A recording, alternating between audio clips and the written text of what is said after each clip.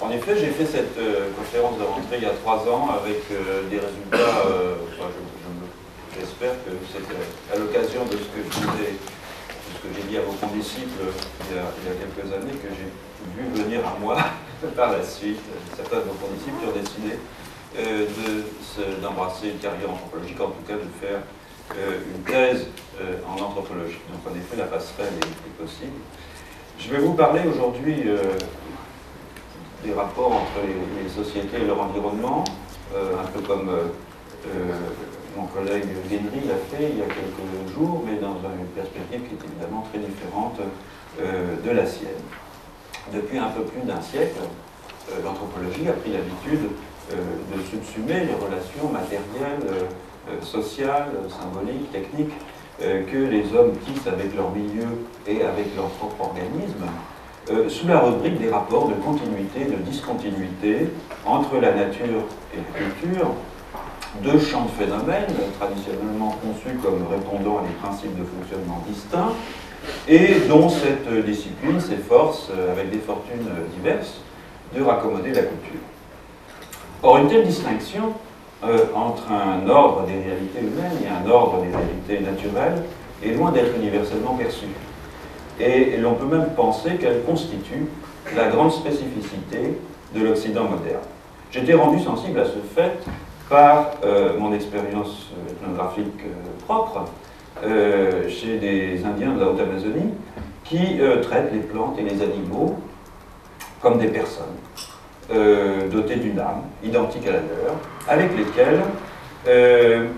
ils nouent des rapports sociaux. Une attitude qui n'a d'ailleurs rien d'exceptionnel, puisqu'on la retrouve dans toutes les amazoniennes, mais aussi parmi les Indiens de l'ère subarctique canadienne, comme chez les Inuits. On ne saurait non plus considérer comme une spécificité amérindienne cette humanisation des plantes et des animaux, dans la mesure où les peuples sibériens se représentent aussi leur relation au gibier comme un rapport de personne à personne, réglé par des codes sociaux. Et cette conception, qui envisage les humains et les non-humains comme séparés par de simples différences de degrés et non de nature, se retrouve encore dans d'autres régions de la planète, notamment en Malaisie, en Indonésie ou en Malaisie. Elle n'est pas caractéristique non plus des seuls peuples sans écriture et sans État. Les travaux de Charles Balamoud sur l'Inde ancienne, par exemple, ou ceux d'Augustin Berg sur le Japon, montrent que ces civilisations raffinées n'opèrent pas non plus plutôt le type de disjonction qui nous est familier entre l'individu et son environnement. Dans les deux cas, l'environnement est ce qui relie et constitue les humains comme expression multiple d'un ensemble cosmologique qui les dépasse. Force donc est de constater que sous toutes les latitudes et à toutes les époques, bien des peuples n'ont pas jugé nécessaire de procéder à cette objectivation réflexive de la nature qui caractérise l'ère moderne en Occident. De ce simple constat, car il s'agit d'un constat tout au plus, il ressort qu'il est scientifiquement hasardeux de conserver, même à titre purement méthodologique, une distinction entre la nature et la culture aussi peu partagée. Ce n'est pourtant pas la voie choisie par l'anthropologie classique lorsqu'elle considère que les cosmologies des peuples non modernes se démarquent des nôtres en ce que la nature y serait en quelque sorte imparfaitement objectivée, travestie qu'elle serait sous les oripeaux symboliques à elle imposés par une pensée mythique encore incapable de différencier ce qui relèverait en propre de l'humanité et ce qui relèverait d'entités et de phénomènes existant indépendamment de l'action et de la volonté des hommes. Ce faisant, on prend pour acquises plutôt, deux prémisses implicites qui paraissent fort contestables. D'abord, que ce secteur du monde que les peuples non modernes s'efforceraient d'objectiver à leur manière est bien notre nature à nous. Celle dont les sciences positives ont tracé les limites et dont elles s'efforcent de dévoiler les lois. Ensuite, et par voie de conséquence, que la cosmologie dualiste qui nous est propre représenterait le modèle par rapport auquel les autres cosmologies doivent être appréhendées et analysées, leurs caractéristiques singulières ne devenant saillantes qu'en raison des écarts différentiels que ces cosmologies présentent au regard de la nôtre. Il s'agit là d'une attitude paradoxale, puisque l'anthropologie n'a jamais cessé par ailleurs, dans d'autres domaines, de revendiquer un relativisme de méthode,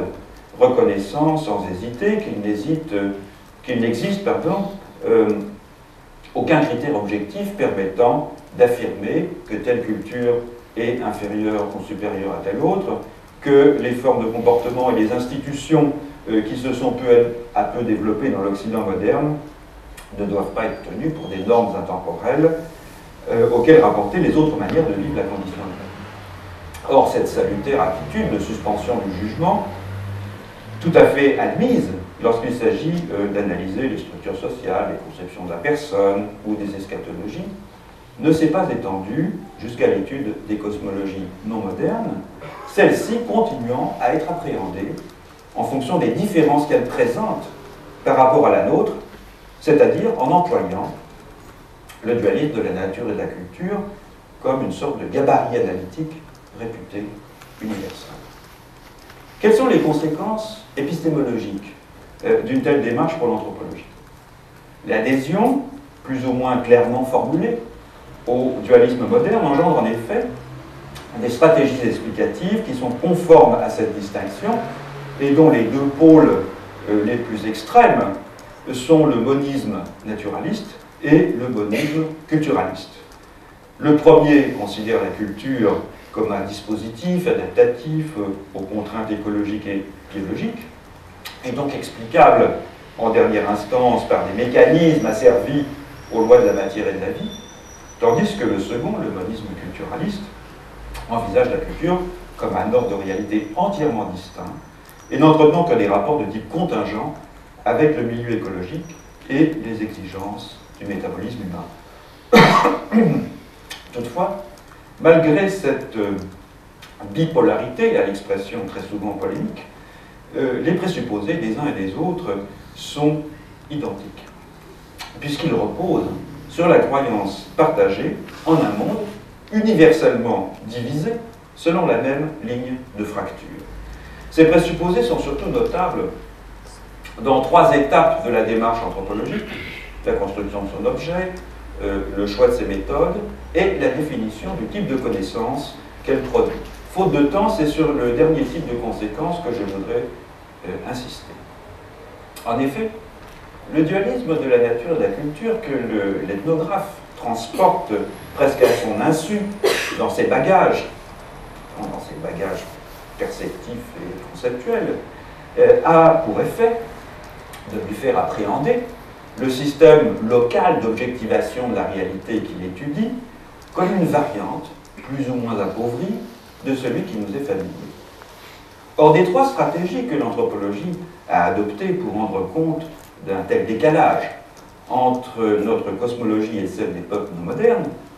aucune n'est vraiment satisfaisante. La première distingue entre un noyau de pratiques et de savoir efficaces et le brouillard des croyances à travers lesquelles les hommes travestissent dans l'imaginaire les conditions réelles de leur existence collective. Le système des croyances étant perçu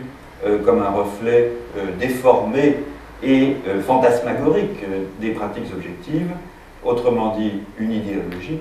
la liaison entre les deux demeure évidemment éternellement mystérieuse. Une autre approche, plus charitable, considère les cosmologies et les croyances religieuses des peuples non modernes comme des systèmes d'explication de nature, erronés sans doute au regard des enseignements scientifiques, mais témoignant néanmoins d'une authentique volonté de donner ordre et sens au monde en y décelant des rapports de causalité entre les phénomènes. Dans cette perspective, qui est traditionnellement qualifiée d'intellectualiste, l'action magique sur la nature n'est donc que la traduction pratique d'un système de représentation portant sur la nature du monde physique, un moyen d'exploiter certaines des propriétés de ce monde pour s'en assurer la maîtrise. Or, en affirmant une distinction de principe entre pratique et savoir objectif d'une part, croyance et technique symbolique d'autre part, une telle approche conduit là aussi à traiter cette partie de l'objectivation du réel que les non-modernes n'auraient pas su mener à bien, en tout cas pas su mener à bien comme nous, à la manière d'une préfiguration malhabile de celle que nous avons réussi. La dernière approche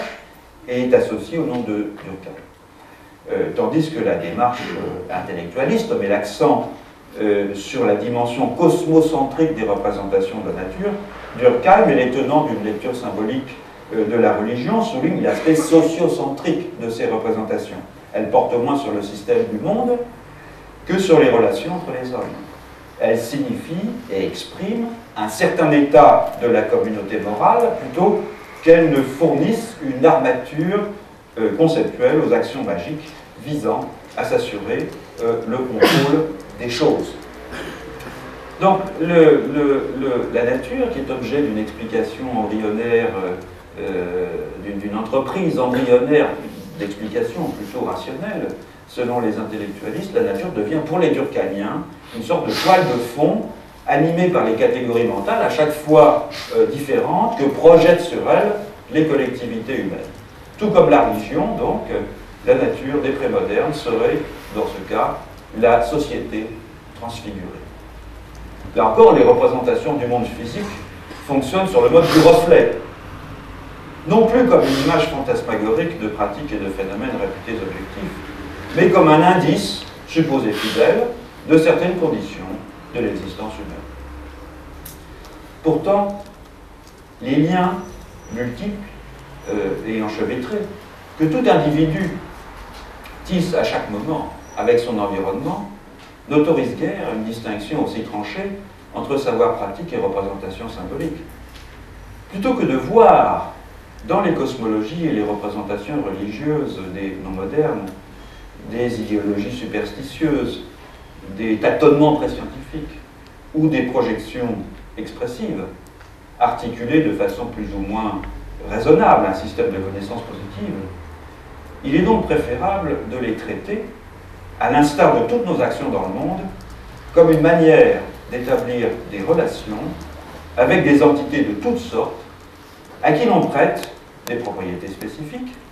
qui exigent en retour des types de conduite et de médiation adéquats à la nature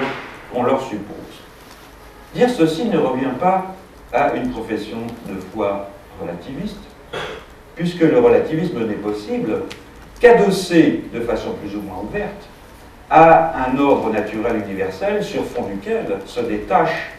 avec une vivacité tranchante, une infinité de formules culturelles singulières. Si l'on fait disparaître ce fond, sans nier pour autant l'existence de cette portion de la réalité qu'il a pour mission de représenter, les motifs de la en-scène se recomposent dans un paysage tout neuf, un paysage où nature et société, humain et non humain, individus et collectifs, ne se présentent plus à nous comme distribués entre des substances, des processus et des représentations, mais comme les expressions instituées de relations entre des entités multiples dont le statut ontologique et la capacité d'action varient selon les positions qu'elles occupent les unes par rapport aux autres. Car il ne suffit pas de montrer que l'opposition entre la nature et la culture n'a guère de sens pour maintes sociétés, ou qu'elle apparaît tardivement dans le développement de la pensée occidentale. Il faut pouvoir l'intégrer dans un nouveau champ analytique au sein duquel le naturalisme moderne, loin de constituer l'étalon permettant de juger des cultures distantes dans le temps ou dans l'espace, ne serait que l'une des expressions possibles de schèmes plus généraux gouvernant l'objectivation du monde et d'autrui. Alors comment donner un contenu à ces schèmes de façon à ce qu'ils puissent être employés dans une entreprise d'anthropologie comparative? On peut partir du fait que nous arrivons dans le monde équipés d'un corps et d'une intentionnalité.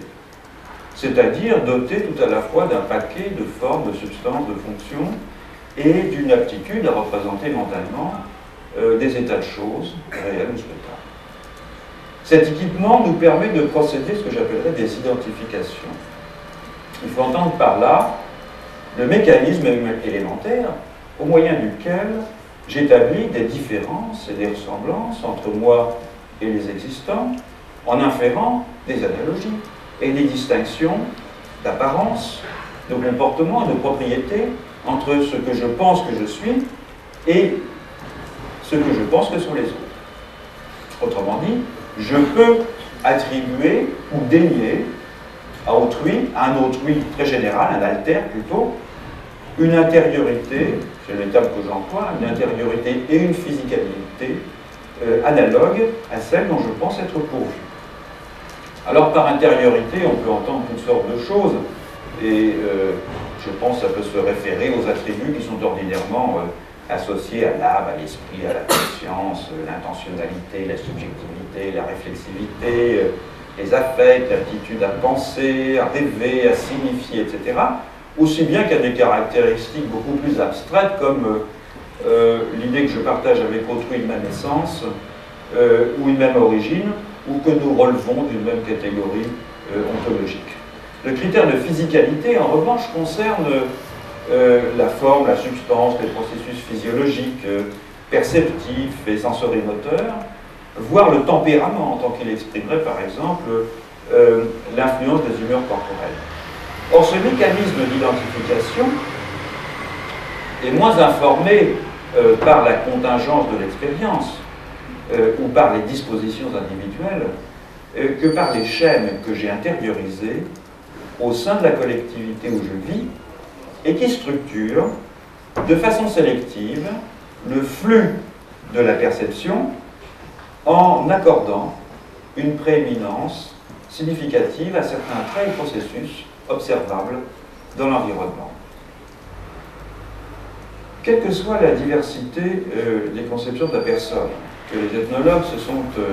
attachés à inventorier, il semble en effet que cette dualité de l'intériorité et de la physicalité soit partout présente, avec des modalités certes multiples de connexion et d'interaction entre ces deux plans,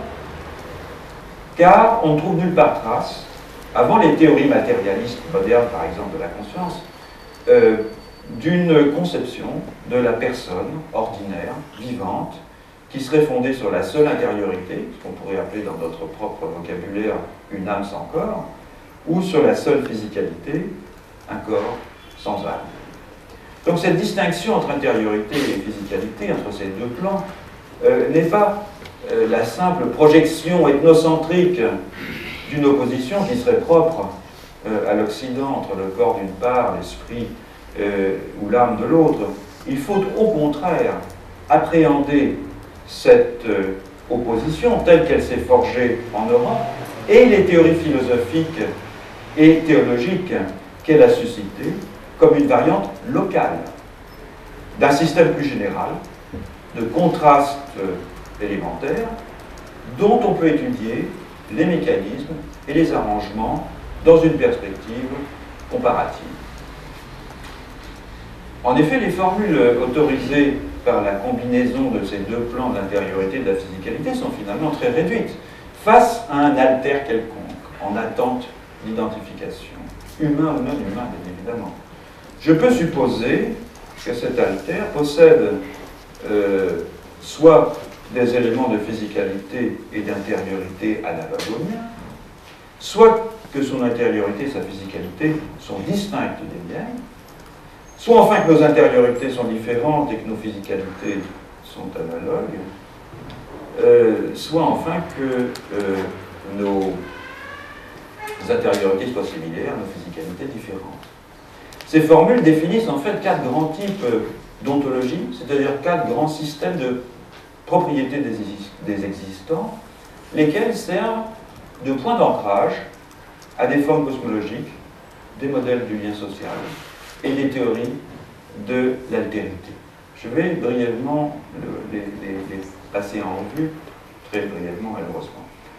Prenons pour commencer l'exemple de ces sociétés très communes en Amérique du Sud et du Nord, en Sibérie, en Asie du Sud-Est, qui dotent les plantes et les animaux d'un principe spirituel propre et estiment qu'il est possible d'entretenir avec ces entités des rapports de personne à personne, d'amitié, d'hostilité, de séduction, d'alliance, d'échange de services, souvent d'ailleurs formalisés dans des contrats. Dans ces systèmes que j'appellerais animiques, de façon à éviter l'expression animiste qui a un lourd passé, humains et non humains sont donc réputés posséder une intériorité de même nature. Bien des animaux et des plantes sont conçus et traités comme des personnes dotées d'une âme qui leur permet de communiquer avec les humains. Et c'est en raison de cette essence interne commune que des non-humains sont dits posséder des caractéristiques proprement sociales, hiérarchie des statuts, des comportements fondés sur le respect des règles de parenté ou des codes éthiques, l'activité rituelle, etc. Toutefois, la référence partagée par la majorité des existants est ici l'humanité comme condition et non l'homme comme espèce. Autrement dit, les humains et toutes les classes de non-humains ont des matérialités distinctes, des physicalités distinctes, en ce que leurs essences internes identiques s'incarnent dans des corps aux propriétés contrastées, corps qui sont souvent décrits localement comme de simples vêtements, c'est le terme par lequel on peut le traduire dans bien des langues, pour mieux souligner l'indépendance de ces corps des intériorités qui les habitent.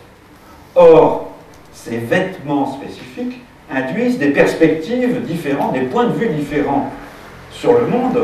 en ce que les contraintes physiologiques et perceptives qui sont propres à un type de corps imposent à chaque classe d'êtres une position et un point de vue particulier. Donc les uns comme les autres, humains comme non-humains, dans un tel régime, ont une vision intégralement culturelle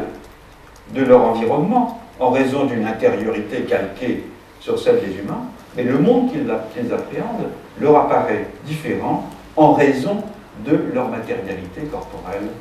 respective. Il faut souligner que ces différences de matérialité portent sur les formes plutôt que sur les substances. Ça n'est guère surprenant si l'on songe que les ontologies animiques empruntent vraisemblablement une partie de leur chaîne opératoire au modèle de la chaîne trophique. En Amazonie, dans l'air arctique et circumpolaire, ou dans les forêts de l'Asie du Sud-Est, on retrouve en effet cette même idée que la vitalité, l'énergie, la fécondité circulent constamment entre les organismes grâce à la capture, à l'échange et à la consommation des chairs. Donc ce mouvement permanent de recyclage des tissus et des fluides à tous les étages du festin cosmique, analogue à celui qui caractérise l'interdépendance alimentaire dans le processus inécologique, permet donc de comprendre pourquoi tous ces êtres qui s'ingèrent les uns les autres ne sauraient guère se distinguer par les matières dont ils sont faits. En revanche, la place que chaque être occupe dans la chaîne trophique est très précisément déterminée par son appareillage organique, puisque celui-ci conditionne tout à la fois le milieu de vie accessible et à travers les organes de locomotion et d'acquisition de nourriture, le type de ressources qui pourra être prélevé dans ce milieu. Donc la forme des corps, dans ce cas, est bien plus que la simple conformation physique. C'est l'ensemble de l'outillage biologique qui permet à une espèce d'occuper un certain habitat et d'y développer le mode de vie, le mode d'existence distinctif par quoi on l'identifie au premier chef. Donc sur le fond d'une intériorité identique, chaque classe d'êtres en régime animique possède sa physicalité propre, à la fois condition et résultat d'un régime alimentaire et d'un mode de reproduction particulier, induisant ainsi ce que l'on pourrait appeler un éthogramme peut-être, ou mieux encore ce que von Uxkol, l'éthologue, appelle un Umwelt, c'est-à-dire un monde vécu et agi, caractérisé par ce qu'une espèce est susceptible d'y faire à partir des atouts biologiques dont elle dispose. Transportons-nous maintenant dans une région différente de la planète, parmi les aborigènes australiens, où l'identification entre humains et non-humains,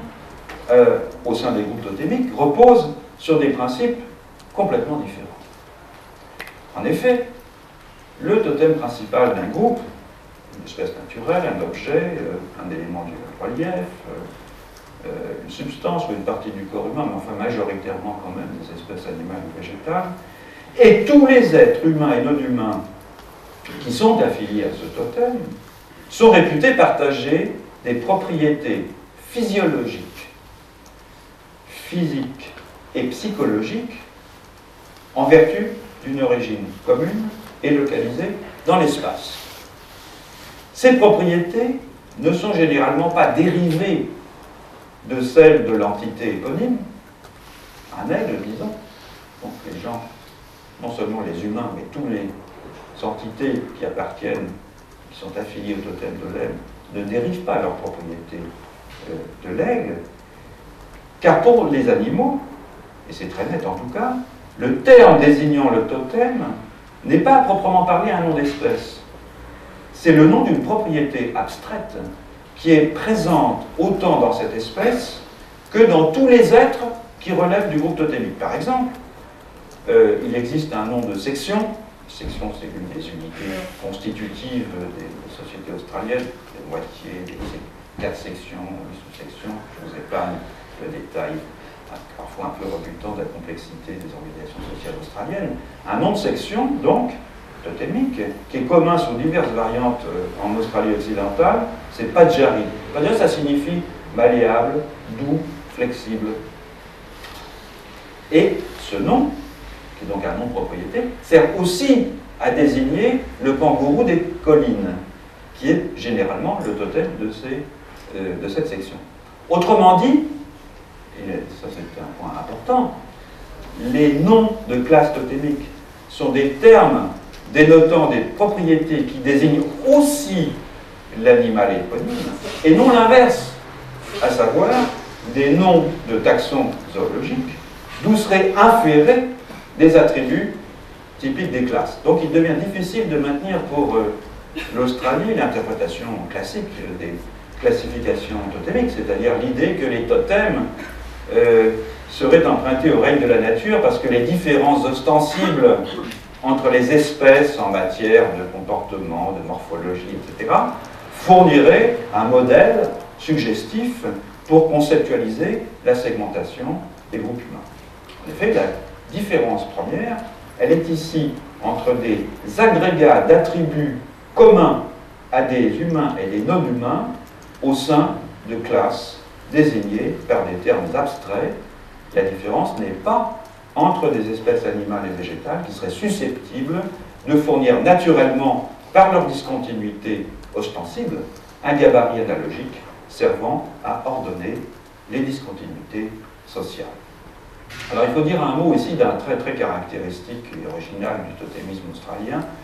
qui est son enracinement dans un système cosmologique et étiologique tout à fait singulier, que l'on a pris l'habitude d'appeler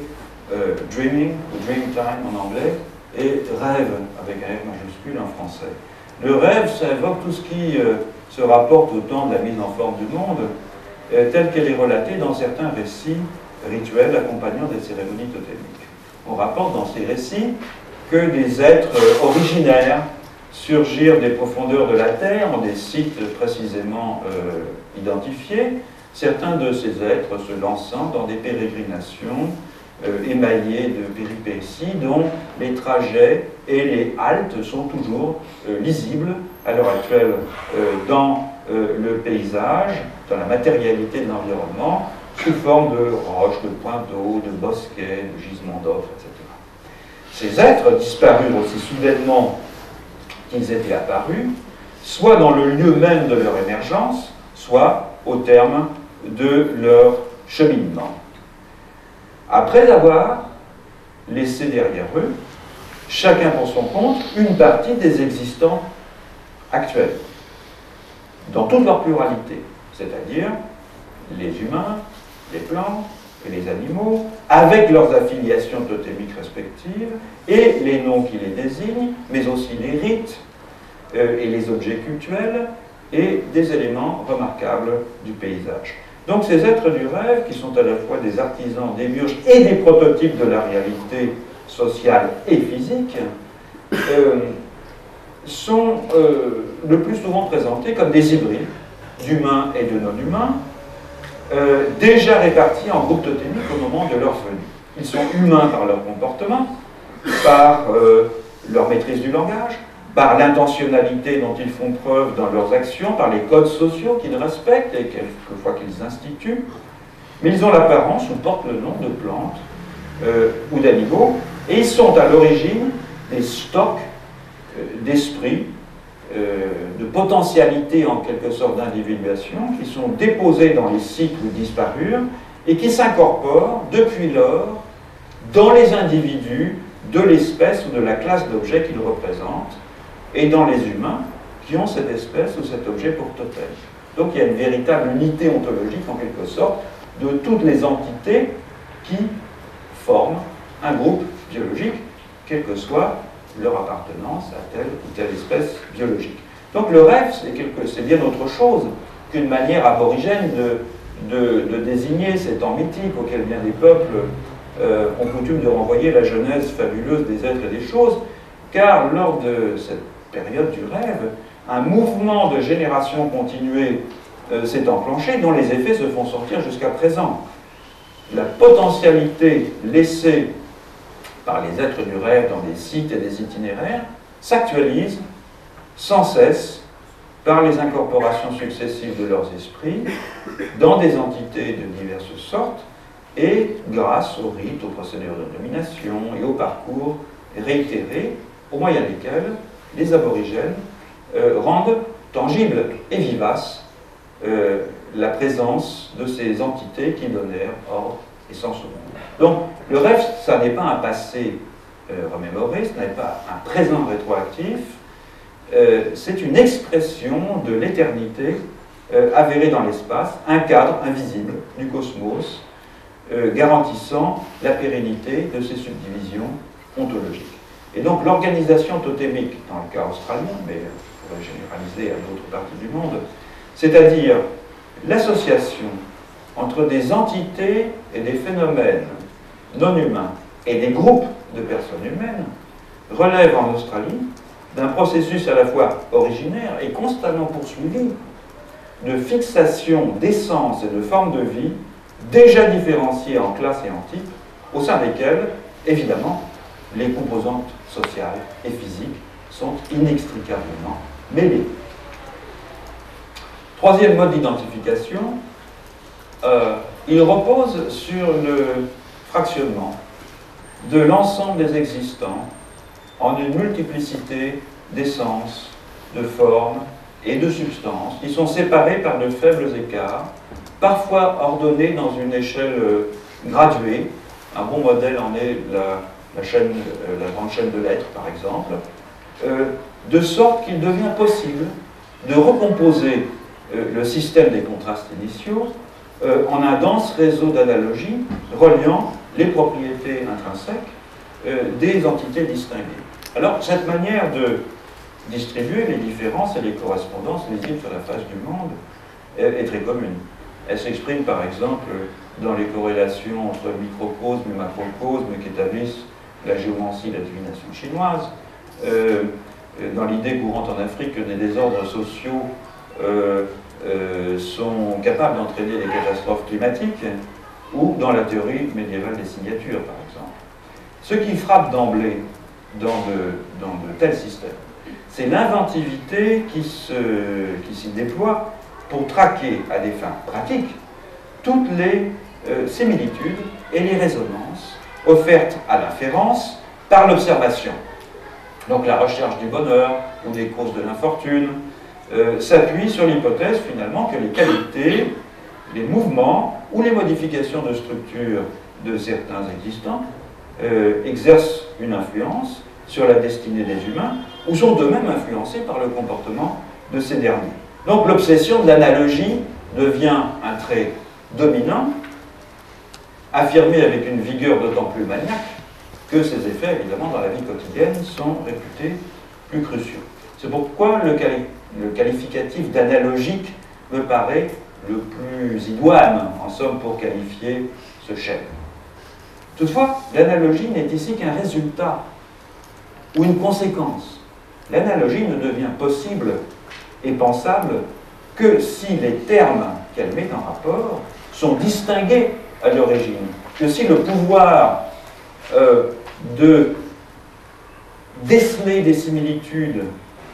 entre les choses et d'effacer ainsi en partie leur isolement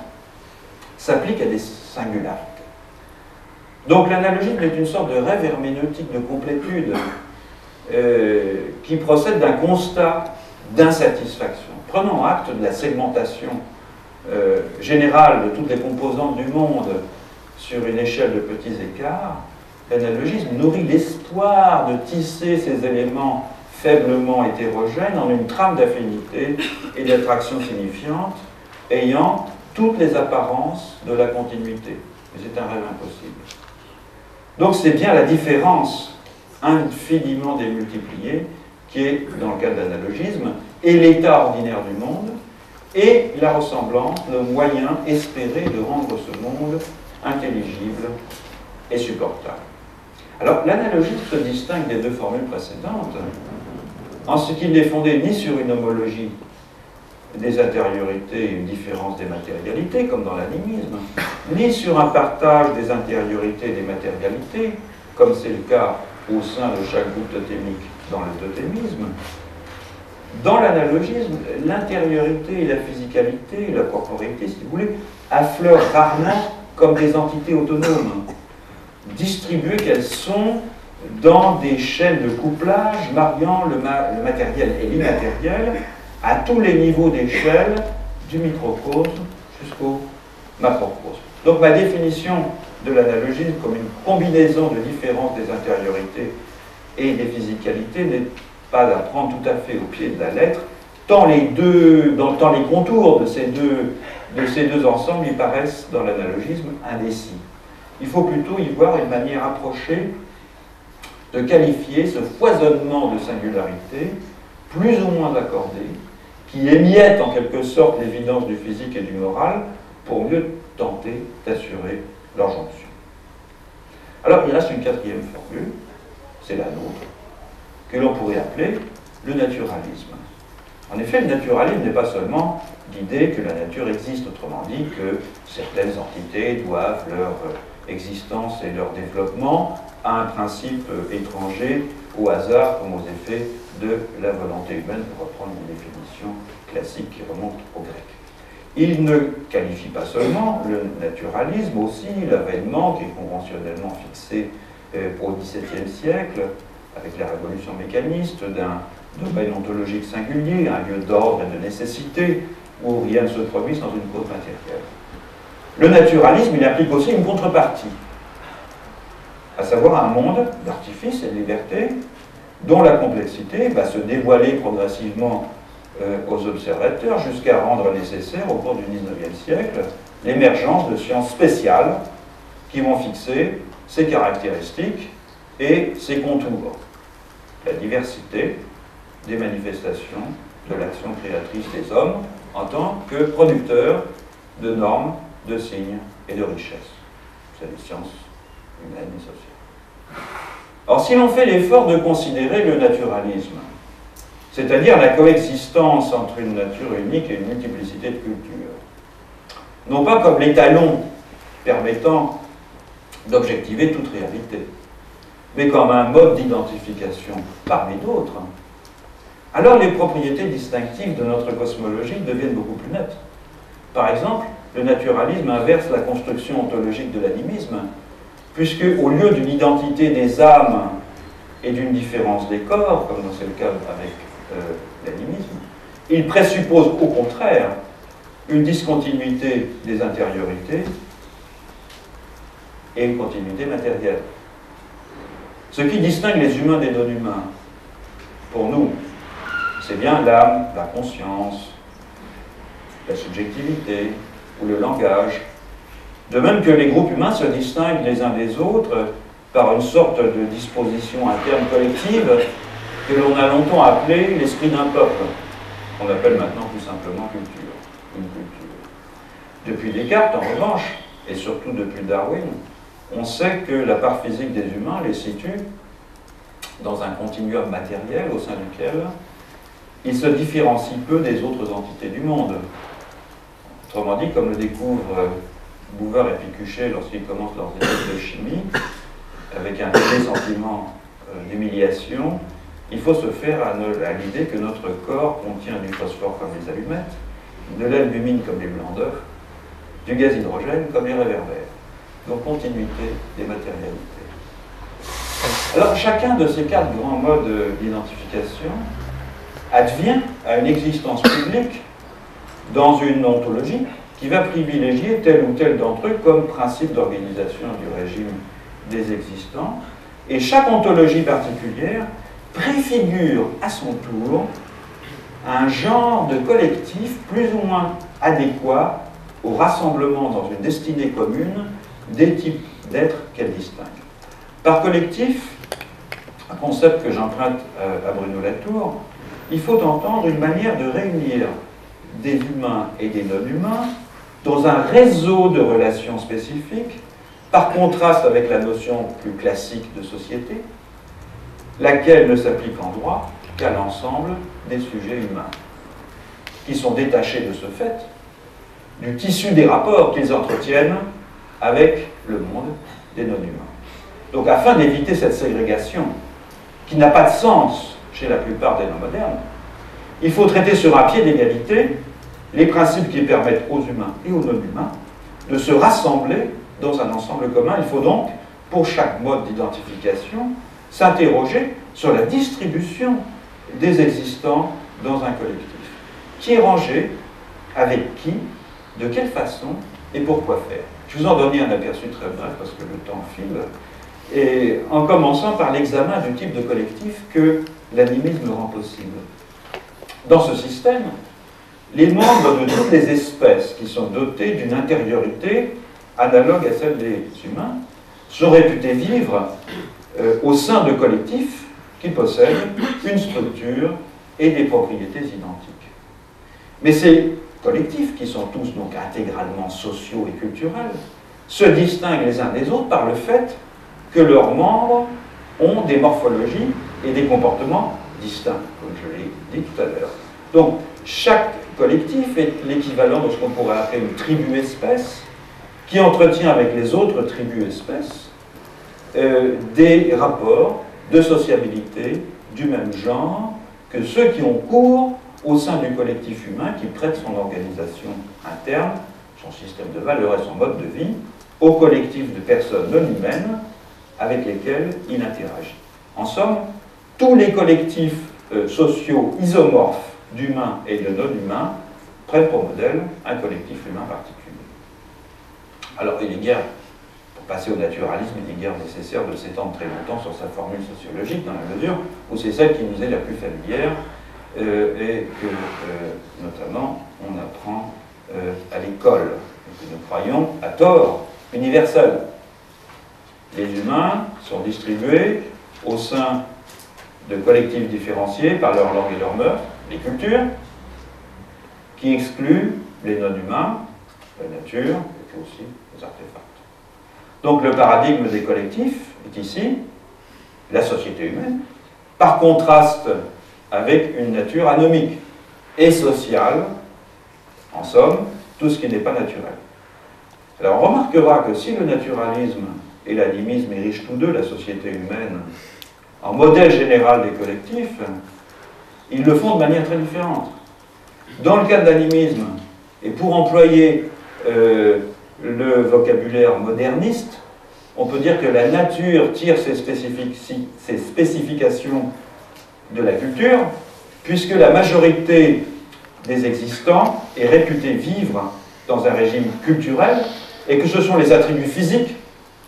la morphologie des corps et les comportements qui leur sont associés, qui distinguent les collectifs des uns des autres. Dans le naturalisme, en revanche, c'est la culture qui tire ses spécificités de sa différence avec la nature. La culture est qualifiée par défaut. En ce sens, Seul le naturalisme, contrairement à ce qu'on peut parfois prétendre, est véritablement anthropocentrique, puisque les non-humains, ils sont définis de façon tautologique par leur défaut d'humanité. Donc l'animisme serait, lui, plutôt anthropogénique, en ce qu'il se contente de faire procéder des humains tout ce qui est nécessaire afin que des non-humains puissent être traités comme des humains, ce qui n'est pas la même chose que l'anthropocentrisme naturaliste. Voyons maintenant ce qu'il en est des collectifs totémiques. Les humains et les non-humains, ils sont distribués conjointement dans des collectifs qui sont hybrides, isomorphes et complémentaires. Ce sont les classes totémiques. Par contraste avec l'animisme, où humains et non-humains sont distribués séparément dans des collectifs également isomorphes, les tribus-espèces, mais qui sont autonomes les uns vis-à-vis des autres. Donc si la structure et les propriétés des collectifs animiques dérivent sans conteste de celles prêtées aux collectifs humains, comme on l'a vu tout à l'heure, la structure des collectifs totémiques se définit par les écarts différentiels entre des paquets d'attributs physiques et moraux que des non-humains dénotent de façon iconique. Ce sont les totems. Tandis que les propriétés reconnues aux membres de ces collectifs ne procèdent directement ni des humains ni des non-humains, mais d'une classe prototypique de prédicats abstraits qui leur préexistent. Donc, à la différence de l'animisme et du totémisme, qui érige, et du naturalisme, pardon, qui érige la société humaine en paradigme des collectifs, le totémisme opère une fusion inédite en mélangeant dans des ensembles hybrides des humains et des non-humains qui se servent les uns des autres pour produire du lien social, de l'identité générique, de l'attachement à des lieux, des ressources matérielles et de la continuité générationnelle. Et le totémisme le fait en fragmentant les unités constitutives de façon à ce que les propriétés de chacune d'entre elles soient complémentaires et leur assemblage dépendant des écarts différentiels qu'elles présentent. Donc un tel système n'est gouverné ni par une logique classificatoire, ni par une logique sociocentrique, mais par un principe que l'on pourrait appeler cosmogénique. De même que l'animisme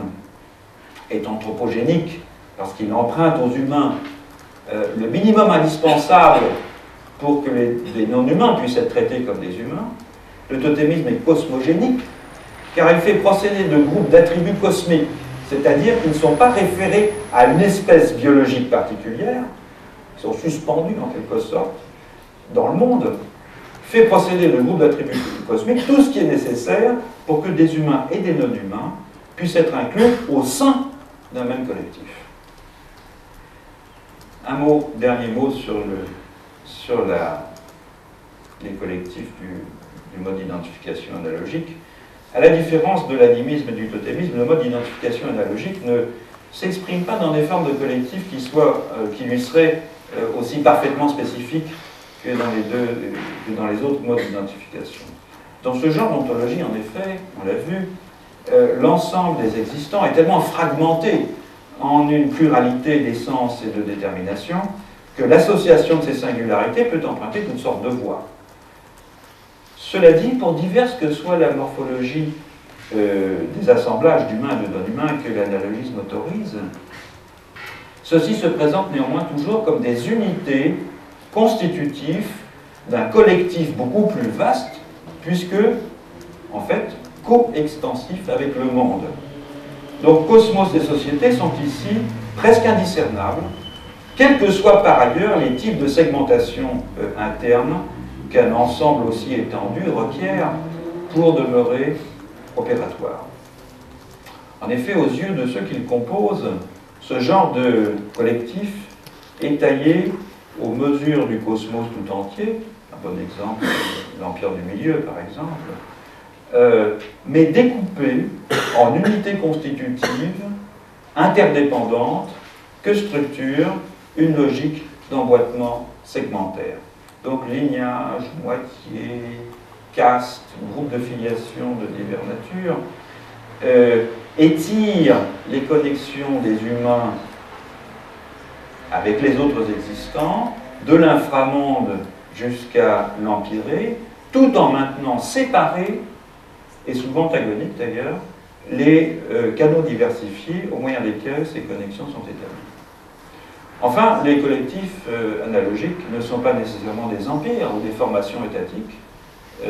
mais ils ont comme caractéristique commune que leurs parties constitutives sont toujours hiérarchisées, ne serait-ce qu'à un niveau symbolique, sans effet sur le jeu politique, et sans que cela se traduise nécessairement par des disparités, par exemple, économiques. Alors, pour n'être pas aussi spécifique que les collectifs animiques et totémiques, ou aussi épurés que les collectifs naturalistes, les configurations d'existants que l'analogisme rend possible présentent ainsi quelques traits remarquables.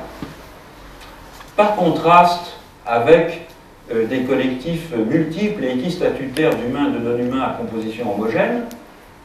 les tribus-espèces de l'animisme, ou à composition hétérogène, les classes totémiques, qui sont vouées à entrer en relation les uns avec les autres, le collectif analogique est unique,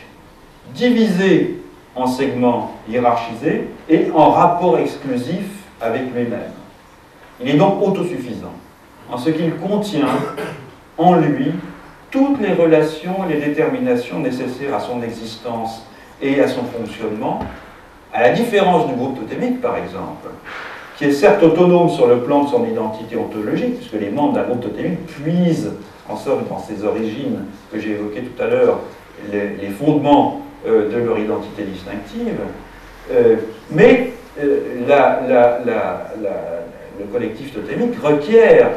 des collectifs du même type que le sien pour devenir opératoire. Dans un collectif analogique, en revanche, la hiérarchie des unités constituantes est contrastive, c'est-à-dire qu'elle est uniquement définissable par des positions réciproques. Et c'est pour cette raison que les segments d'un collectif analogique ne forment pas des collectifs indépendants de même nature que les classes totémiques, lesquelles classes totémiques puisent en elles-mêmes, dans des sites et dans des précurseurs prototypiques qui leur sont propres, les fondements physiques et moraux de leur caractère distinctif. Vous voulez, un collectif totémique a besoin d'autres collectifs totémiques pour échanger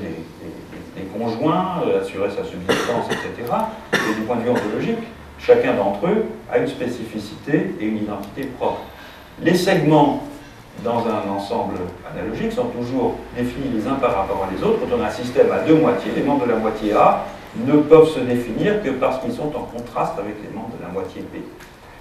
Donc les segments d'un collectif analogique sont ainsi foncièrement hétéronomiques, en ce qu'ils n'acquièrent un sens et une fonction que par rapport au tout parfaitement autonome quant à lui, qu'ils forment conjointement. C'est pourquoi on pourrait parler ici de cosmocentrisme, en parallèle avec l'anthropogénisme, avec l'anthropocentrisme, pardon, du naturalisme. Deux mots très brefs de conclusion. Si vous êtes disposé à accorder quelques crédits à ce que je vous ai exposé, en vous épargnant les détails ethnographiques et les justifications érudites en quelque sorte d'où je tire ces propositions, alors vous voyez qu'un domaine nouveau peut s'ouvrir pour les sciences sociales et qui contraste sensiblement avec celui qui leur a été traditionnellement assigné. Car le social cesse d'être une sorte de donnée primitive qui pourrait être détectée en quelque sorte partout sous une forme invariable en suivant les modes de découpage que l'épistémologie naturaliste opère dans la trame des choses. Il faut plutôt voir le social comme le produit du travail spécifique d'agrégation et de dissociation entre les éléments du monde que chaque mode d'identification conduit à opérer. Donc, il n'est plus le social le présupposé qui explique, mais du résultat qui doit être expliqué. La tâche est immense, et notamment pour